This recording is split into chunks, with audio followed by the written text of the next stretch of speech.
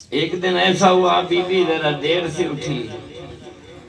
ان کی اولاد نے باہر نکلے تو جو کھجوریں ان کو میسر ہوئیں وہ انہوں نے اٹھا لی اور باہر چلے گئے۔ جب حضور اٹھے نا تو سب سے پہلے تو وہاں دیکھا جہاں کھجوریں ہوتی تھیں، وہاں نہیں تھیں۔ پھر وہ کھجور کے درخت کے قریب آئے اور وہاں کھڑے ہو کر کھجور کے درخت کو یوں دیکھ کر فرمایا کہ تو تھوڑا سا جھکا، مجھے بھوک لگی۔ حضور کا کہنا تھا کہ وہ درخت جھک جاتا ہے اور حضور جتنی کھا سکتے تھے انہوں نے کھائی۔ کھا کر حضور باہر چلے جاتے ہیں تو جناب ابو طالب گھر میں آتے ہیں تو بی بی پاک نے کہا میں نے یہ عجیب منظر دیکھا ہے کہ آج میں خود دیر سے اٹھی تو انہوں نے کھجور سے حکم دیا ہے، وہ جھک گئی ہے، وہ جتنی انہوں نے میسر ہوئی انہیں کھائی وہ چلے گئے۔ تو جناب ابو طالب نے کہا کہ ذرا صبر کریں، ایک سبد بعد آپ کو اللہ تعالیٰ ایک ایسا بیٹا دے گا جو اس کا جانشین ہوگا۔ سبد عربی میں 30 سال کو کہتے ہیں۔ پاک پیغمبر سے علی علیہ السلام 30 سال چھوٹے۔ ان کا انتقال ہوا، جنازہ خود پاک پیغمبر نے اٹھایا ہے اور بڑے آہستہ آہستہ چلے اور 7 تکبیریں انہوں نے اس جنازے پہ ارشاد فرمائی۔ بعد میں قبر میں خود جا کر لیٹے ہیں اور قبر کی زمین کو وصیت کیا ہے اور اس سے فرمایا ہے کہ یاد رکھنا میری ماں کی قبر، اور خود لحد میں دفنایا ہے جناب۔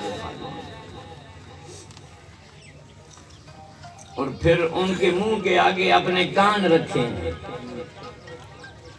ان سے پوچھا ہے، جب وہ تسلی ہو گئی تو پاک پیغمبر باہر آئے ہیں، خود انہوں نے مٹی ڈالی ہے سارا۔ تو بعد میں انہوں نے ایسا کیا کہ قبر پہ ہاتھ رکھ کر انہوں نے حضور نے فرمایا بی بی پاک کو کہ کولی ابنک لا جعفر بلا عقیل بل علی، کہہ دے میرا بیٹا امام ہے،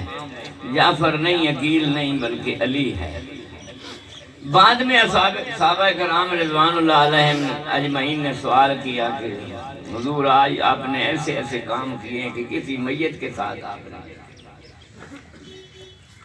ایک تو آپ نے جب وہ غسل ہو گیا تو اپنے بدن کی قمیض اتار کر دی ہے کہ اس کا کفن دیا جائے، اور پھر آپ نے میت اٹھائی ہے اور بڑے آہستہ آہستہ چلے ہیں اور 7 تکبیریں کہی۔ تو حضور نے انہیں ارشاد فرمایا کہ ایک دن بیٹھے بیٹھے میں نے اپنی چچی جان سے کہا کہ قبروں سے جب دنیا اٹھے گی نا قیامت کے دن تو سارے عریاں ہوں گے، ان کے جسم پہ کپڑا نہیں ہوگا۔ تو یہ میری چچی جان گھبرا گئی تھی کہ میرا پردہ کہاں گیا۔ تو میں نے ان سے کہا کہ آپ نہ گھبرائیں، میں تیرے پردے کا بندوبست کر دوں گا۔ دنیا کے کپڑے سارے ختم ہو سکتے ہیں لیکن جو میرے جسم کے ساتھ مکس ہوا ہے وہ ختم نہیں ہوگا۔ ایسا ایسا میں اس لیے چلاؤں کہ ملائکہ کا ہجوم بہت زیادہ تھا۔ 7 تکبیروں کا حکم ہوا تھا مجھے کہ جتنی فرشتوں کی صفیں ہیں نا اتنی تکبیریں آپ نے پڑھی، تو میں نے دیکھا کہ 7 صفیں تھی فرشتوں کی۔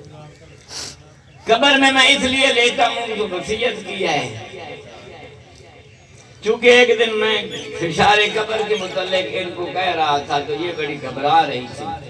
تو میں نے ان سے کہا کہ آپ گھبرائیں نہیں، میں یہ بھی آپ کا کام کر لوں گا۔ تو اس لیے میں لیتا ہوں اور قبر کو زمین کو میں نے وصیت کیا ہے کہ خبردار یاد رکھنا یہ میری ماں کی میت ہے،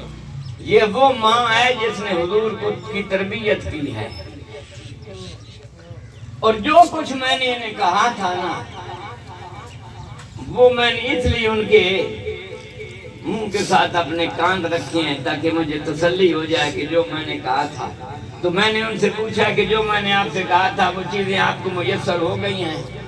آپ کی قبر سے ہی جنت تک دروازے کھل گئے ہیں، جنت کی خوشبوئیں وہاں آ رہی ہیں، تو چچی جان نے کہا کہ جو کچھ آپ نے فرمایا تھا وہ میسر ہو گیا ہے، سارا کچھ خوشبو میں وغیرہ آپ جنت کی آ رہی ہیں، میرے 2 دروازے جنت کی طرف کھل گئے۔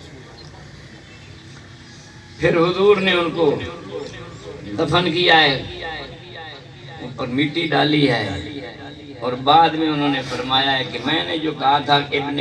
اس کا مطلب یہ تھا کہ مبشر و بشیر نے آ کر سوالات کیے، انہوں نے ان سے پوچھا تھا کہ من ربو کہ آپ کا رب کون ہے، تو انہوں نے بڑا مدلل جواب دیا۔ پھر انہوں نے پوچھا من نبیو کہ آپ کا نبی کون ہے، تو پھر انہوں نے بڑا مدلل جواب دیا۔ جب انہوں نے پوچھا نا کہ من اماموں کہ آپ کا امام کون ہے، تو یہ شرما رہی تھی کہ میں کیسے ان کو کہوں کہ میرا بیٹا، تو میں نے ان سے کہا کہ نہیں کہہ دیں ابن لا جعفر ولا عقیل بل علی، جعفر نہیں عقیل نہیں بلکہ علی میرا امام ہے۔ خداوند عالم اس پاک ذکر کا ثواب مجھے نہ مرمان